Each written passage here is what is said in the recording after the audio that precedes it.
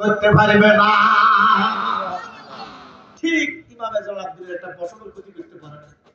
কুফারের মধ্যে চুমু দিলেন, ইমাম হোসাইনের গায়ে নবীজির জুব্বা মোবারক খুললা রাখা দিছে। জুব্বা খুললেন, ফাগড়ি খুললেন, শুধু মিনার সালোয়ার গায়ে আব্বার জুলফিকারটা লইয়া ডাল্লা লইয়া বলতেছে, আখির সালাম জানাই ওহেলা রাজান, আপনারে হোসেন যায় গো কারবালার ময়দান। বলেন, আপনারে হোসেন যায় গো। ঘোড়ার মধ্যে উঠা একটা দৌড় দিয়া ইয়াজিদি সৈন্যদের কাছে গেলেন, যাইয়া কয়, ইরে কাফেররা, আমি তোদেরকে 3টা প্রশ্ন করব। কটা? জোরে কর। যদি 3টা প্রশ্নের উত্তর দিতে পারো আমি যুদ্ধ করতাম না। নবীর নাতি ওয়াদা দিলাম, মাথা ফেটে দিব, তোমরা কেল্লা নিয়ে যাইবা। ওই 22,000 সৈন্য থেকে উত্তর আসলো, হুসাইন তোমার প্রশ্ন করো।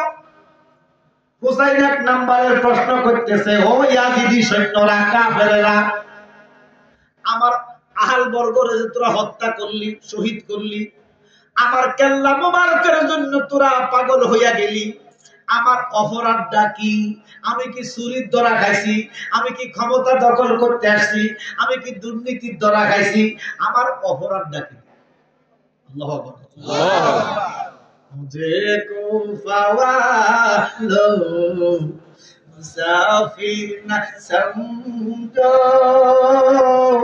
मैं आया नहीं हो बुलाया गया हो। আমার তো দাওয়াত দিয়েছ, বাড়ানো লাগলে আমাকে যেতে দে। আমি কি চুরির ধরা খাইছি না ক্ষমতা দখল করতে আসছি? আমার অপরাধটা কি যদি বলতে পারো।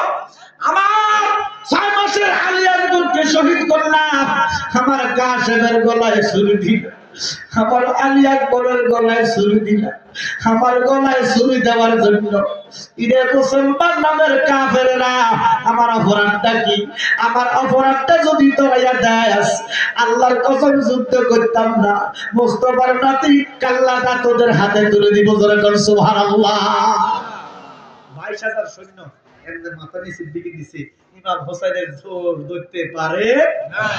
আফসোস লাগে, ওই 22,000 সৈন্য ইমাম হোসেনকে দোষী মনে করে নাই, কিন্তু বাংলাদেশে বর্তমান কিছু ইয়াজিদের উত্তরসূরি আছে রে, এই হারামজাদারা কয় হোসেন বলে দোষী ছিল।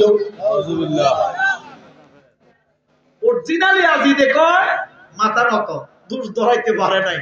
আর বর্তমান ডুপ্লিকেট ইয়াজিদ যারা, এরা বলতেছে ইয়াজিদের প্রেতাত্মারা কয় হুসাইন ক্ষমতা লোভী ছিল, ইয়াজিদের কোনো দোষ নাই, হুসাইনের দোষ ছিল, হুসাইন ক্ষমতার জন্য গেছে। নাউযুবিল্লাহ কইতাম না। কি হুসাইন কি ক্ষমতা লোভী ছিল? কেউ উত্তর দিতে পারে নাই। ইমাম হোসেন কয়, আমি জানি তোমাদের কাছে উত্তর নাই। আমার দ্বিতীয় প্রশ্ন, ও ইয়াজিদি সৈন্যরা, মুসলমান নামের কাফেরেরা, নামদারি বেঈমানেরা, শোন, তোমরা কি জান্নাতের আশা করো না? 22,000 সৈন্য আওয়াজ দিল, আমরা জান্নাত চাই। বলে, তোমরা কি জানো না আমার নানা মুস্তাফা জান্নাতের মালিক, আমি জান্নাতের সর্দার, আমি জান্নাতের সর্দার। আমার সাথে যে আচরণ করতেছ, কত কাফেরা মাথা ঘুরায় না, বুকে কি ধরধর করে না, আমি জান্নাতের সর্দার। মাথা নিচের দিকে দিয়ে দিছে। 3 নম্বরের প্রশ্ন, তোমরা কি নবীর সুপারিশ চাও না? বলে চাই। বলে, তোমরা কি জানো না আমার নবী যদি সুপারিশ না করে কেউ জান্নাত পাবে না? তো তোমরা যদি সুপারিশ চাও, তোমাদের বাপ-দাদারে জিজ্ঞেস করো, তোমাদের নবীর কান দিকে আমি হোসেনকে দেখে নাই।